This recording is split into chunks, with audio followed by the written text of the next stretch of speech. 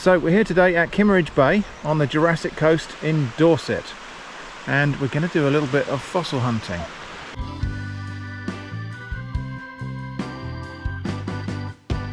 Just looking for loose things on the foreshore. We're not allowed to dig fossils out of the cliffs, but hopefully we'll see something anyway.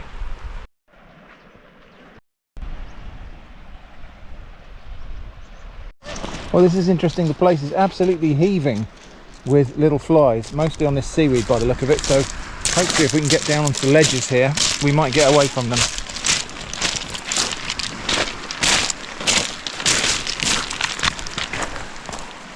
Yeah, not quite so bad down here.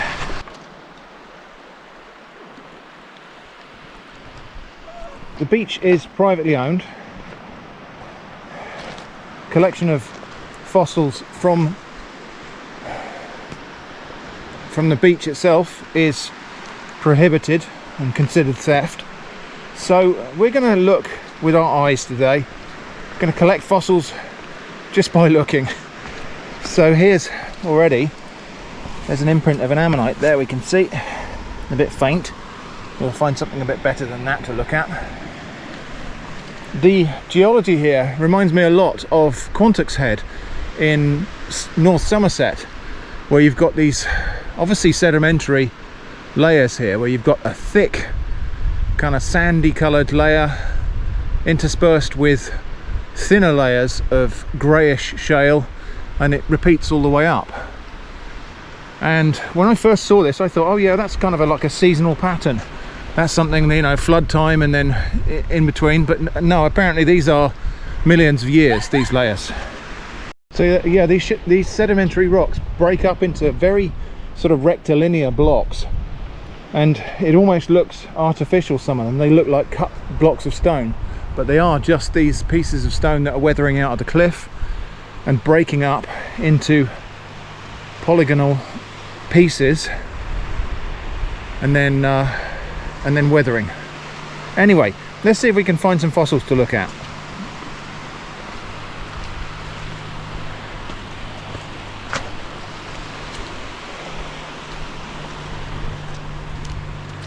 So there's a fossil of a bivalve shell, looks like, and some more here. There's a fossil of an oyster shell. Something very large there, possibly an ammonite, but maybe just a big bivalve. No, it's spiral. So yeah, that's looks like an ammonite, not particularly good condition.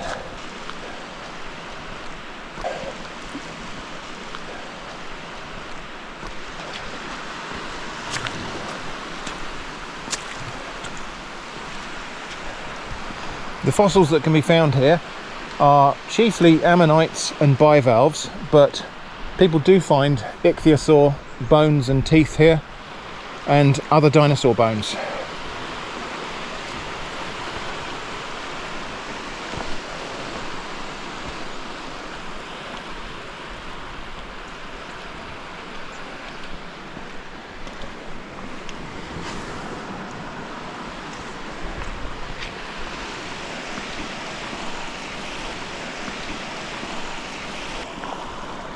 So here we've got a pyritized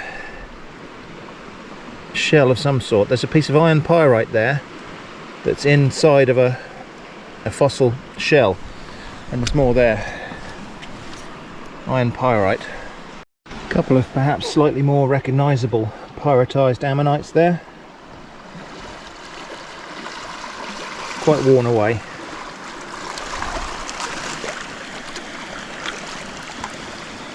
Very clear imprint of an ammonite there, or part of an ammonite.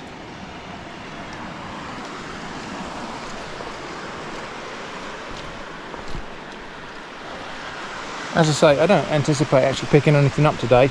I don't think we really meant to, so we're just going to look.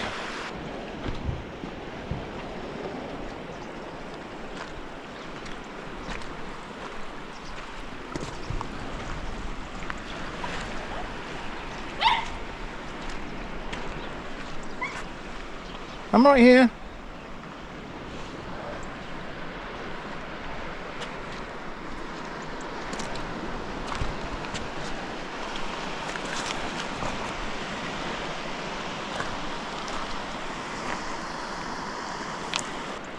So if we were looking for fossils to collect, the foreshore is often the better place than the bottom of the cliffs.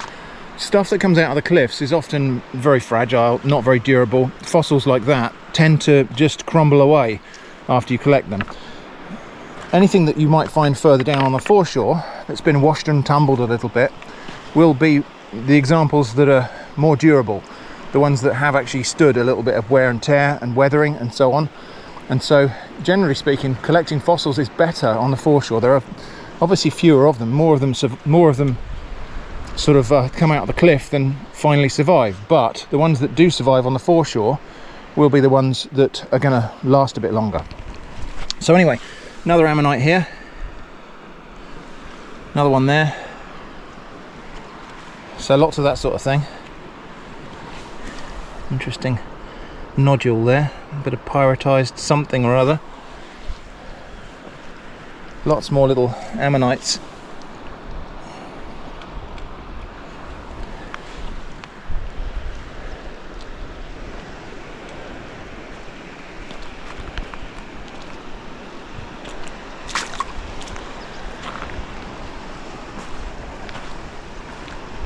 I mean, another reason not to be hammering around in the cliffs, apart from the fact it's just not generally a very responsible thing to do, is see that chunk there? That's probably fallen from that height up there, maybe in the last day or so, maybe even last night, maybe 5 minutes ago.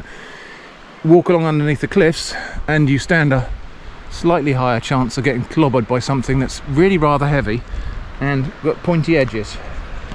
Sorry if you hear the dog barking in the background, that's just what she does when we get to the beaches, so sorry about that. Here's what I meant about these pieces of stone that are broken out. You can see how they break out of the cliff up there. They've all got kind of quite sharp edges, quite straight edges. See that piece up there? That is going to fall in the next, you know, day, month, week. There's a piece over there that's actually fallen quite recently. In fact, all of these blocks have fallen recently. Probably more so when it gets stormy or windy or something like that.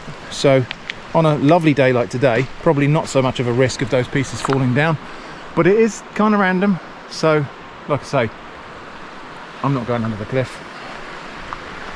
Don't think a hard hat would even save you from being clobbered there. What you got, doggo? It's a bit big for you, don't you think? Oh, whatever. So we're just going to have a look along the surface of these ledges here. This is all the different layers. You can see the erosion is kind of peeling away the different layers of rock, which of course were originally layers of, it's really slippery, layers of sediment. Yeah, not going to walk on these bits. They are incredibly slippy. It's like an ice rink. So I'm just going to walk on the bits that you can see are dry and not so slippy.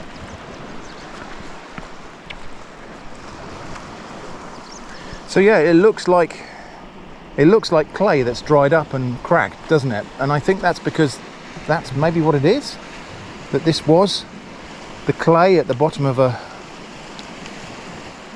kind of coastal pan or a delta or something like that, and occasionally it dried up and cracked and so on. This is, I think, called Kimmeridge clay.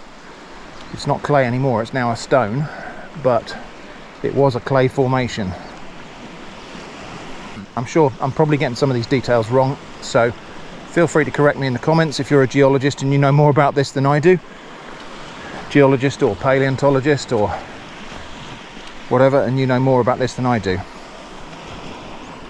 Little rock pool here, not a lot to see.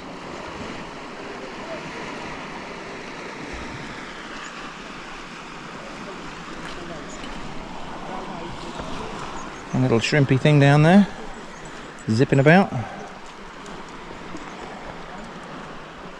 Oh, Eva, sort your ear out. In this little rock pool, there's a sea anemone there, and we can probably encourage it to open up by just giving the water a bit of oxygenation and movement. Oh, Eva, be quiet!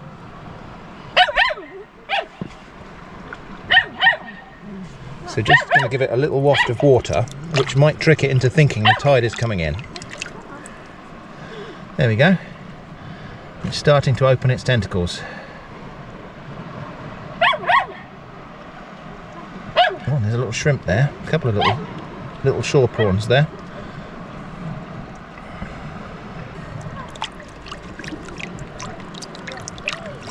And there's another anemone there. Didn't spot that one. Common periwinkles here. Oh, there's a little goby or something. Little goby or blenny or something like that. But there we go, that anemone's now opening its tentacles. Some parts of it almost don't look natural. Almost looks like a kind of cobbled path there, but that is completely natural formation of eroded cracks in what was originally a mudstone or a clay type of stone. One thing I will take though, we'll try and pick up 5 pieces of plastic or litter today and dispose of them responsibly. There's a thing that I learned about from a channel called The Fish Locker, called Take 5, where the idea is if you go to the beach, you take 5 minutes, you either spend 5 minutes looking for waste to pick up or pick up 5 pieces if you can. That's what we're going to try and do today, and dispose of them in a way that might end up not ending up in the sea. Cuttlefish bone there, that's not a fossil, obviously. That's the endoskeleton of a cuttlefish. And that's as far as we can go this way, because part of this coast is a military firing range and they are firing today. So if we hear any loud noises, that'll be what that is. But again, look at the patterns on the rock here. Kind of very regular, some of it. It almost looks like it's been paved, but that's entirely natural.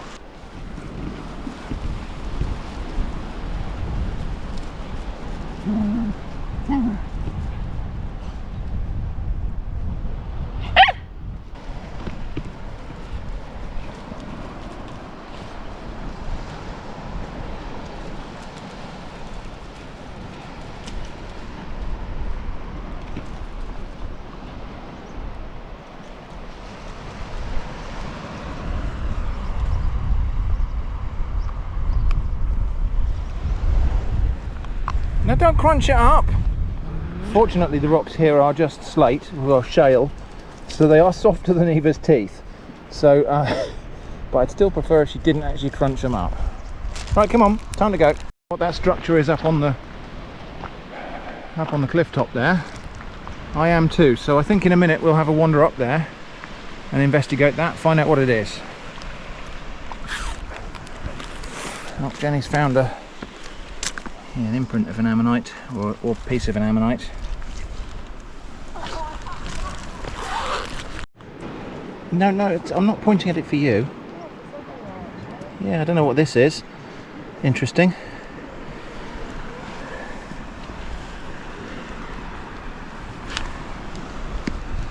That might be some erosion process that's happening as the rock is uncovered. Perhaps little pockets of it are softer than the rest.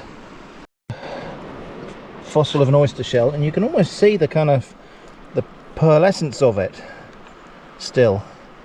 Sometimes those things are preserved throughout fossilization. Here's something that at first glance looks like a fossil, but actually isn't. So that is the imprint of a limpet.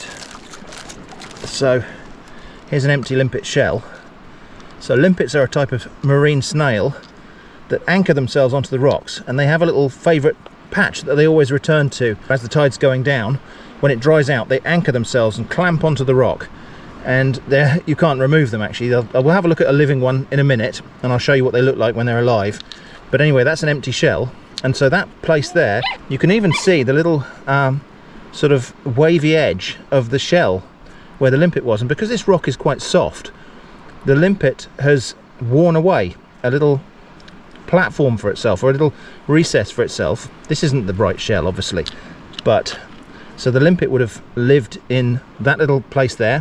When the tide comes in, it would have wandered off, grazed some algae and various different things, seaweed and whatever, off of the rocks, and then as the water's dropping, return to its little home and anchor itself down. And that process of being anchored down has worn away the rock there and left an imprint of a limpet shell. And you can even see, as I say, the edges of the limpet shell marked in the rock.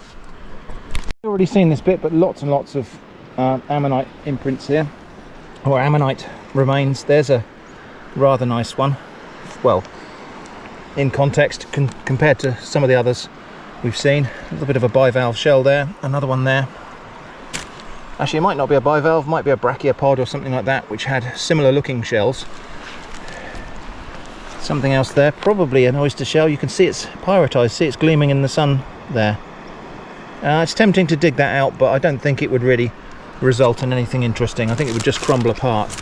This piece here is what they call a death plate. This is loads of animals have just died in ancient times and fallen to the bottom of the sea and been preserved as the mud covered them up and then compressed and formed into rock. I said I'd find you a limpet that's alive. Here's one here. That's a living limpet inside there, and it's clamped ever so tightly to the shell. It's got like a suction, like a sucker on the bottom of its foot. It is a type of snail. So if you imagine a snail's foot, but formed in a circle like a sort of sucker, it's clamping itself onto the rock, and it'll do that, well, to keep itself safe from predators, but also just to keep itself moist as the tide has gone out and things have dried out here. So when the tide comes in and covers that up, this limpet will go for a little walk over here, graze on some of that weed, whatever's around, little bits of this greenery here. In fact, you can see why a lot of this greenery is only growing in the cracks, and that's probably because the limpets have grazed it off. There'll be other shellfish that are grazing it as well, like winkles and whelks and so on. There's a winkle there, for example. Actually, it might not be a winkle, might be a top shell. Same sort of thing. Yeah, it's a top shell there, and that one's alive, I think. Anyway, so yeah, that limpet there will stay clamped there until the tide comes in, and then when that happens and it's covered with water, it'll go for a little walk on this rock, it'll eat some weed, and it'll come back to this place and anchor itself down again for the next low tide. Another bivalve fossil here, or the imprint of one. Something very much like a scallop, I would think. You can see the undulations of the shell. Been a bit distorted, I think, as things have compressed it over time, but yeah, that's a scallop shell or something very similar. Oh, here's something really interesting, and I have no idea what that is. So in the comments, if you recognize what we're looking at here, I don't know whether that's maybe just some mineral formation, maybe that was the tops of undulations that have been shaved off smooth, and so we're seeing kind of a contour map almost of what was here before. I've no idea what that is. Let me know in the comments. It's right next to an ammonite fossil, so that may be of biological origin, but I don't recognize what that is. So I was just standing here and I heard something crumbling. It was only loose small pieces falling, but that just goes to show you. Look at the overhang there.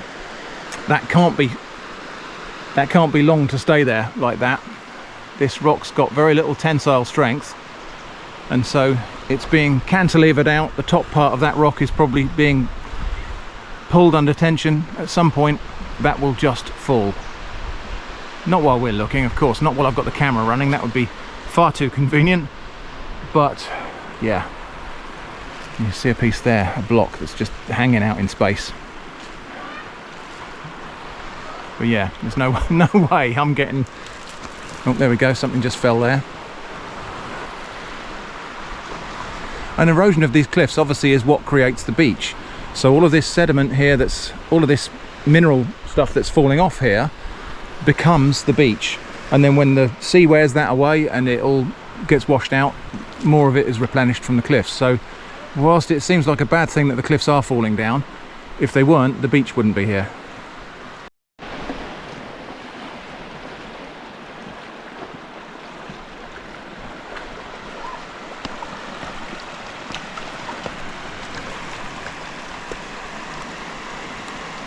Eva, you right?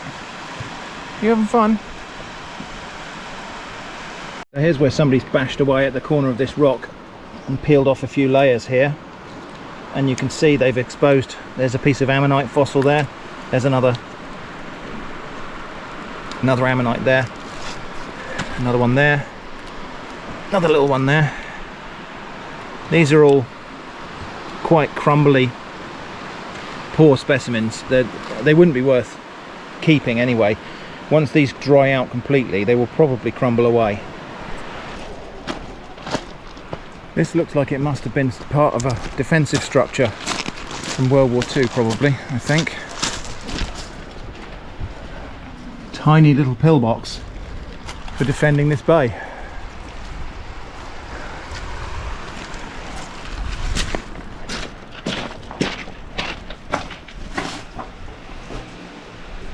And you can see how that's been made. It's been made by casting concrete inside a form made from corrugated iron.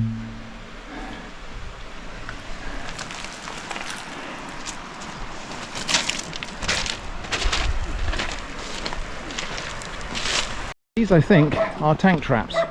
So this would have been to stop amphibious vehicles dropping tanks here and getting them up the hill. I think that's what those are. Let me know in the comments if I'm wrong. I am delighted to report that I only found one piece of plastic waste on the beach. Only one piece of litter, which was this piece of cord. So we'll go and stick that in the bin. So that was a little bit of fossil spotting at Kimmeridge Bay. Now we're going to head up there and see what that thing is. Another one of these pillboxes here.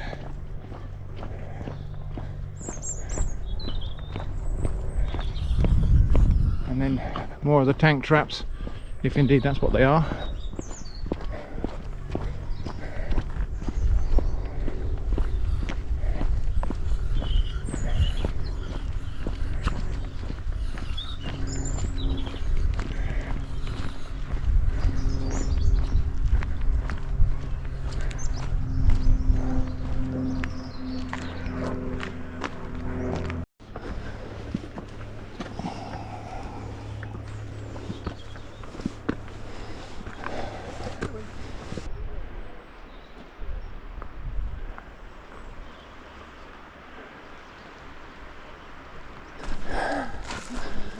Oh, well, that was quite the climb, and here we are. Oh. So over there, that's the Isle of Portland, Weymouth, and then we come down to Kimmeridge Bay here. I thought we might have been able to see the Isle of Wight over there, but maybe if we went round the corner. Oh. Oh. That was quite the climb. So this is, I can't remember what it's called. We'll go and investigate what this is. But I think it was moved inland. I think this is where it used to be. And I think it was moved inland a little bit to save it from cliff erosion. Anyway, we're going to go and have a look. I think it's called Clavell Tower. So yeah, that is Clavell Tower, or Kimmeridge Tower. I thought we might be able to walk around it, but apparently it is private. You can stay in there, I think. You can rent it and stay in there as a holiday let or something. So I'm not going to wander in there, but there it is anyway, Clavell Tower. So this here, on what is now the cliff edge, is the original location of Clavell Tower. This is where it was up until 2006. And in 2006, I think just because it was in threat of falling into the sea, the cliff obviously moves inland a little bit every year as it crumbles away. That's as close as I'm going. So Clavell Tower was moved inland in 2006 to save it from crumbling into the sea. That's the original location there. That's its new location there. So that's been our trip to Kimmeridge Bay and Clavell Tower. I hope I'm saying that right. I hope you found that interesting. Thanks for watching, and I hope to see you again soon.